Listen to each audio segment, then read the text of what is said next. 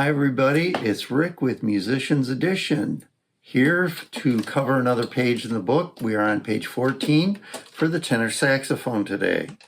Before we begin, I want to talk just a little bit about reeds.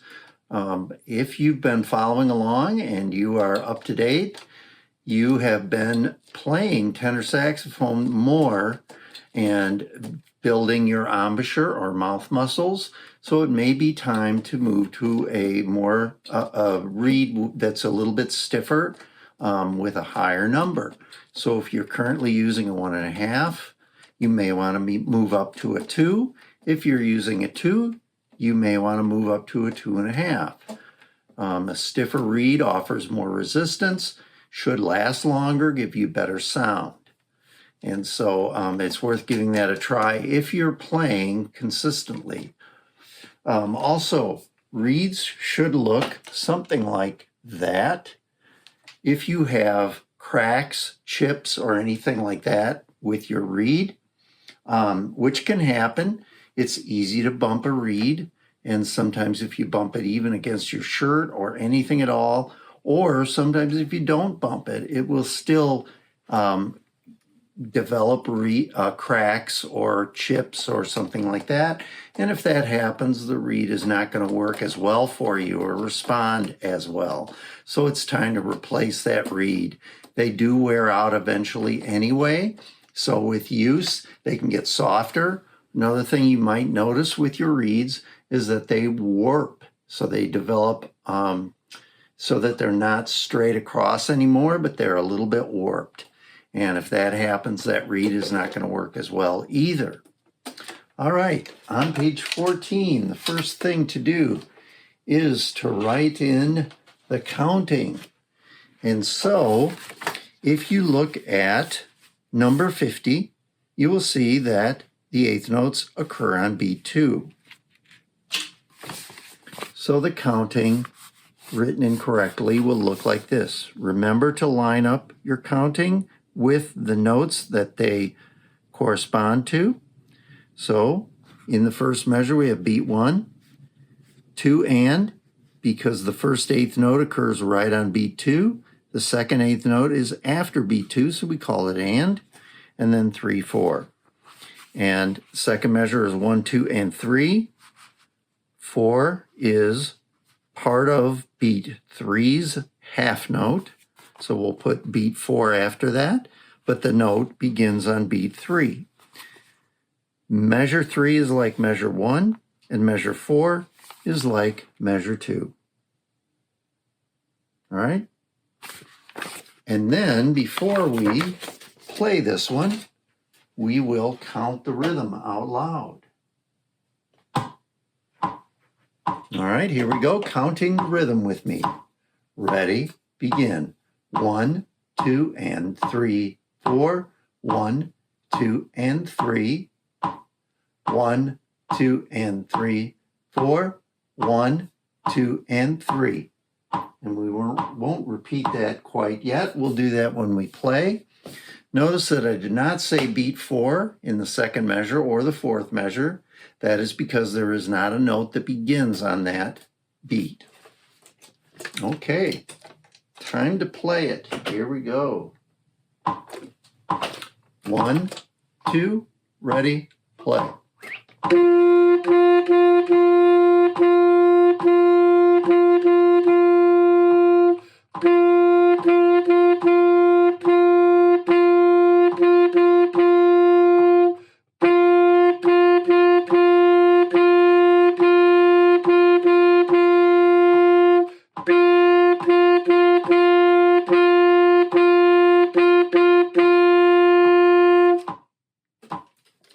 Don't forget to pay attention to the breath mark on that one at the end of the second measure. So hold the note, take a quick breath, come back in. All right, 51 is called Skip It Lou. The rhythm is very similar or the same as the measures above it on number 50. The eighth notes are always on beat 2. The words solo, soli, and tutti, we do not need to worry about those since we are playing by yourself along with me. Solo or soli would mean solo means one person playing, solo means a small group playing, tutti means everyone playing. But we will play the whole thing. So here we go with 51. 1, 2, 3, 4.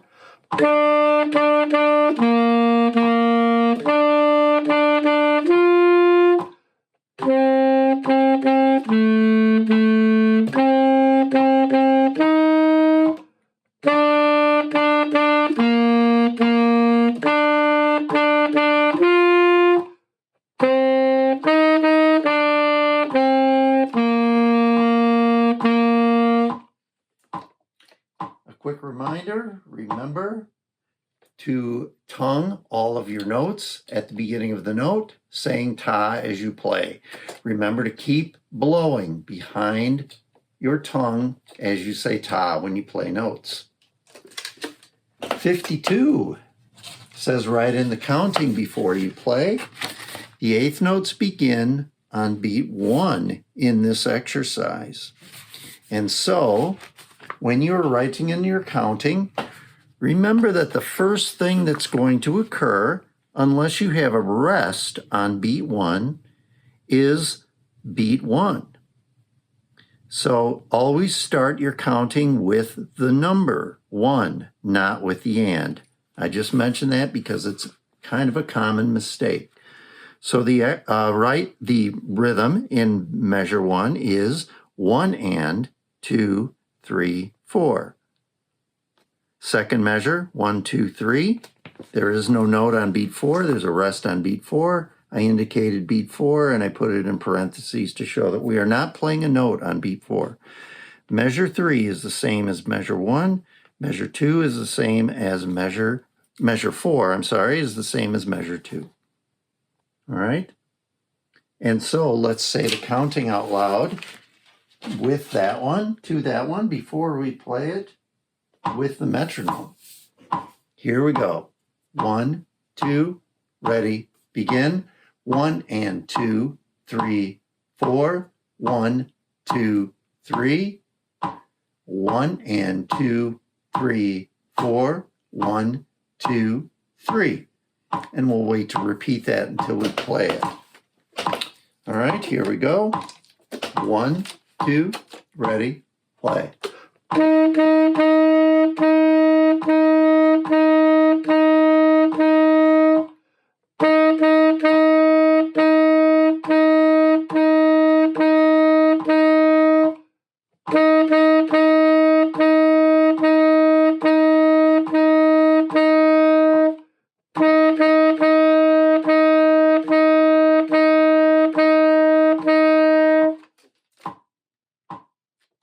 So with that exercise with eighth notes on beat 1, you may want to do the counting a few times until you are right with me on that. And also when you play it, make sure you're right with me. Make sure you begin your eighth notes right on beat 1. In number 53, we have a song that uses the rhythm from the number 52 that we just wrote and played and counted. The eighth notes are on beat 1 in every measure that has eighth notes. Okay? So if you're having any trouble, refer to number 52. Anyway, here's number 53, the Mexican mountain song. 1, 2, ready, play.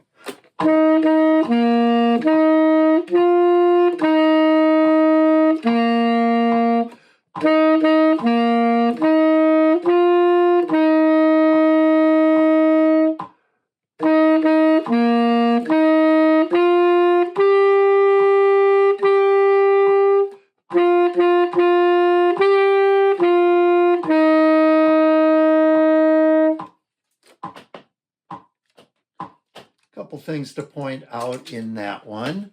In measure 4, you have a half note tied to a quarter note. Remember to combine those notes to one long note, one beat, 3-beat note. So the note begins on beat 1, holds all the way through beat 3, rest on beat 4. All right. Number 54 is called Baffling bar lines. So it says write in the counting and draw in the bar lines before you play. So let's go through this together. The first thing to do would be to start at the beginning and figure out where the first bar line goes by writing in the counting.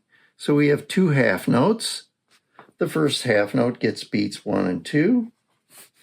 The second half note gets beats 3 and 4. Like that. And then, since we have gotten to beat 4, we draw in a bar line. When you draw in your bar lines, try to start at the top of the staff on the top line and end your line on the bottom line of the staff. And try to make it nice and straight. So it looks like that. Make sure that your bar line does not go beyond the top line or beyond the bottom line. Now that we've got our first bar line written in, we will start with beat 1 again. 1 on the first note. We have 8th notes on beat 2, so we're going to put a 2 and then we have a half note, which will get beats 3 and 4. Looks like that. And then we are ready for another bar line after the half note. When you're writing in your bar lines, try to pay attention to, see, there we go. Trying to make sure you can see this. Try to pay attention to the note before it. In the bar line that we just drew in, there's a half note before it. We wouldn't want to put that bar line directly after the half note. We want to leave a little bit of space because that note takes up 2 beats. And so logically, you would leave a little space after that note before the bar line comes in. Otherwise, it could be confusing to someone trying to play it. In the next measure, we have 4 quarter notes. So we're going to write 1, 2, 3, and 4. And then draw another bar line. So it looks like that. And then we have our next measure, which includes a quarter note on beat 1, 2 8th notes on beat 2, quarter note on beat 3, and a rest on beat 4.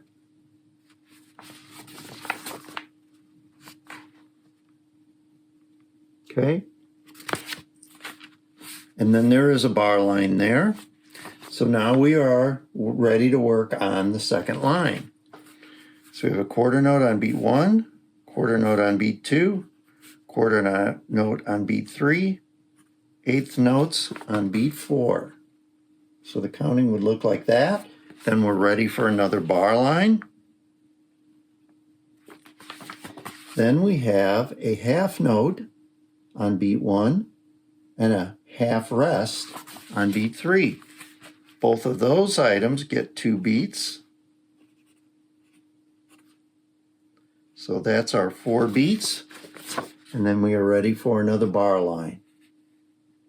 All right, and then we have a measure with 8th notes on beat 1, 1 and, quarter notes on beats 2, 3, and 4.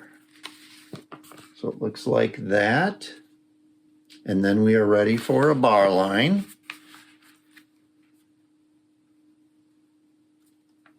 And then the last measure has a quarter note on beats 1 and 3 and a quarter rest on beats 2 and 4, and it all works out. So we have 4 beats in that last measure. And so we know that we have written everything in correctly. If we got to that last measure and there were only 3 beats or 2 beats or more than 4 beats, then we know there's something wrong and we have to go back and fix it. Okay?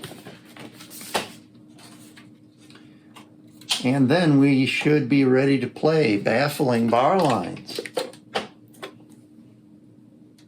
So let's do that next. Here we go. 1, 2, ready, play.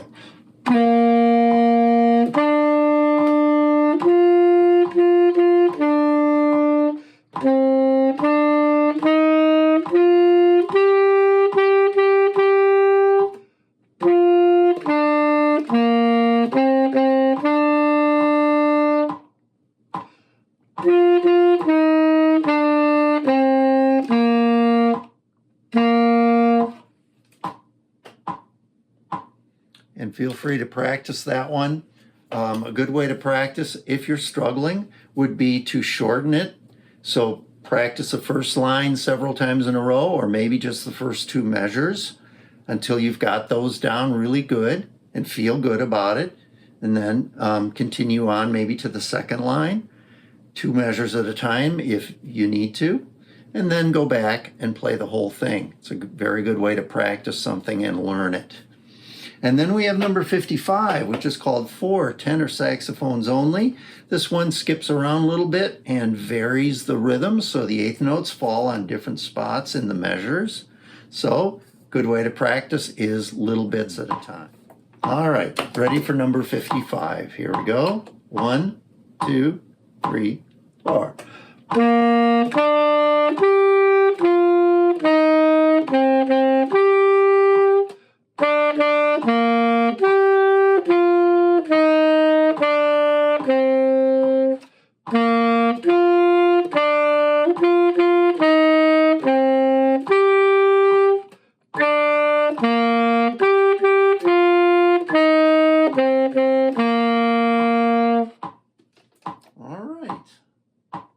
And that completes page 55.